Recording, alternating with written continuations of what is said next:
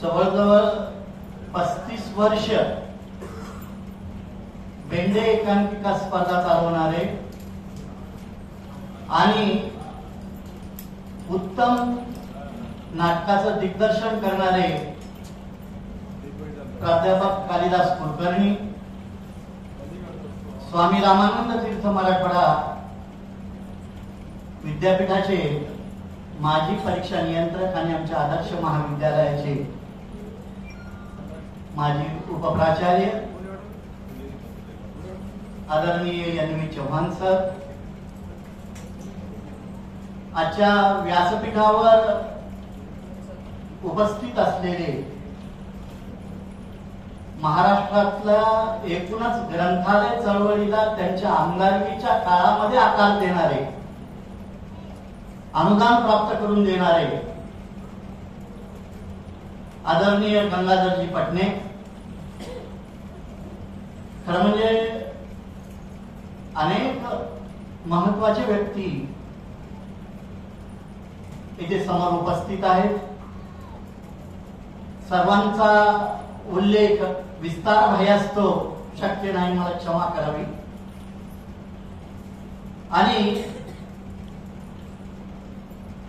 जे बोलायचं होतं ते थोडं, ते परिसर हवालदिल झाला म्हणजे काय, एखादं सुंदर नाव देता येत नव्हतं का, असा सुद्धा विचार अनेकांच्या मनात येऊ शकतो.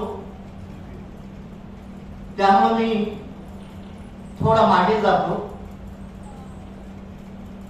मी 1000 वस्तीच्या एका खेड्यामधला शेतकऱ्याचा मुलगा.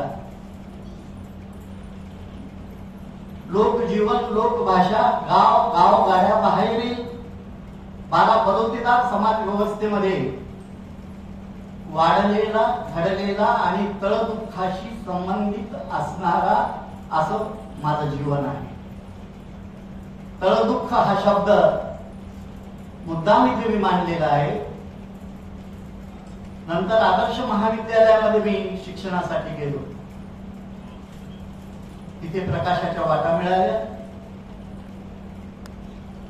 आणि कविता लिहित असताना आदरणीय प्राचार्य डॉक्टर जयम मंत्री सरांनी, मीच नव्हे तर कला शाखा असो, विज्ञान शाखा असो, वाणिज्य शाखा असो, कुठल्याही शाखेतल्या विद्यार्थ्यांच्या प्रतिभावंतांची चुणूक लक्षात घेऊन त्यांनी महाराष्ट्रामध्ये अनेक विद्यार्थी उभे केले, घडवले. आपण एखाद्या गावासमोरून गेल्यानंतर आपल्याला लक्षात येतं की एखादं महाविद्यालय दिसतं, एखादं मंदिर दिसतं, पण एखाद्या गावातले असे काही व्यक्तिमत्व असतात की ती याच्या पलीकडेही काम करणारे असतात. मग ते विद्यार्थी त्या असणाऱ्या व्यक्तिमत्वाचा ठेपा असतो, ठिकाण असतं. असे आदरणीय प्राचार्य मंत्री यांचा सहवास मला लाभला.